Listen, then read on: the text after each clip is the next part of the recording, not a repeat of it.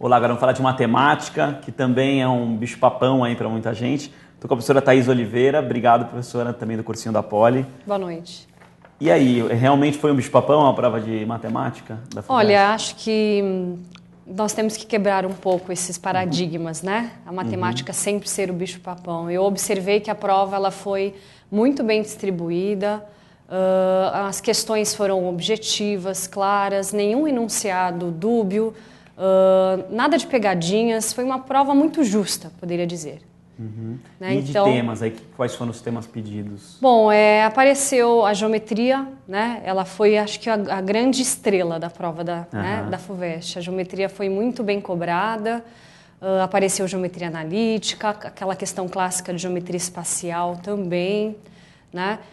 Geometria plana, semelhança de triângulos apareceu 2 vezes, né? Em 2 questões.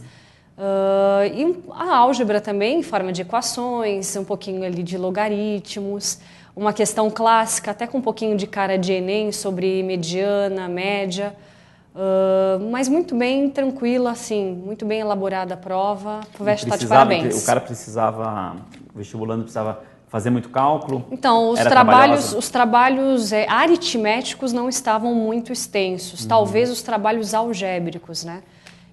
Então, não tinha muitas contas enormes que o cara tinha que se matar para conseguir, não, isso não. Mas algumas questões exigiam um trabalho algébrico, né? Na hora de trabalhar com a generalização, na hora de trabalhar com as equações, módulo, né? Logaritmo com módulo, então talvez essas tenha dado um pouquinho mais de trabalho, porém, de modo geral, uma prova muito limpa, justa, honesta, bem distribuída. Grandes adjetivos, ótimos. E conseguiu ser interdisciplinar, que também é uma dificuldade, às vezes, para questões de matemática serem interdisciplinares. Na realidade, ocorreu uma questão, gostaria até de comentar, creio que já foi comentada, mas não custa, né, retomar. Claro. Teve uma questão de química que estava na parte de química mesmo, que envolvia a análise combinatória de uma maneira muito simples, fazendo a combinação de 5,2 a 2, né, para definir o espaço amostral da situação. E aí, realmente, interdisciplinada com química, né? Onde a pessoa tinha que saber quais seriam, né, as substâncias que iriam reagir. Essa questão foi uma questão muito bonita, né? Muito interessante, que estava na parte de química, mas, de fato, uma questão interdisciplinar.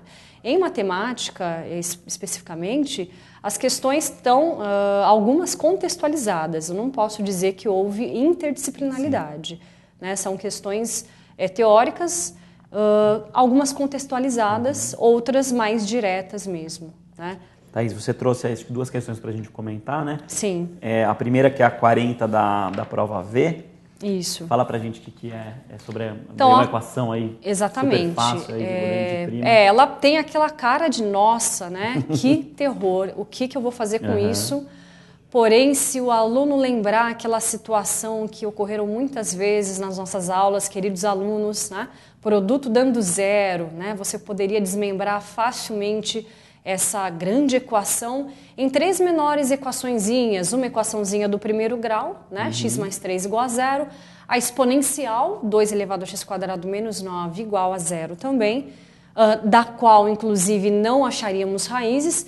E a que seria talvez um pouquinho mais chata, que era igualar o logaritmo, cujo logaritmando é um módulo, né, a 0 também. É interessante observar que não havia necessidade de fazer a condição de existência, uma vez que o logaritmando está em módulo, portanto sempre positivo. E é interessante também comentar que essa expressãozinha do segundo grau, que aí está, ela gera como raízes, né, como uma das raízes, a razão áurea, o número de ouro, que também foi um assunto cobrado na Unicamp, né? A razão áurea foi citada na Unicamp também. Bom, a partir daí ele tinha que ter a noção do número de raízes, né? As 2 primeiras partes um pouco mais simples, né? A funçãozinha do primeiro grau apenas uma raiz, no caso da exponencial, onde a curva, né, não toca nossa assíntota, nossas abscissas, no caso aí o eixo x, e a logarítmica que você ia conseguir as demais raízes, né, as 4 raízes. Então é interessante observar que ela tem um aspecto denso, porém ao desmembrar no produto igual a 0, ficaria muito mais simples. E aí, né? qual que é a correta?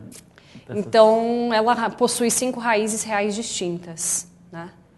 Entendi. Então, das quais uma é proveniente da nossa função do primeiro grau e as demais da logarítmica.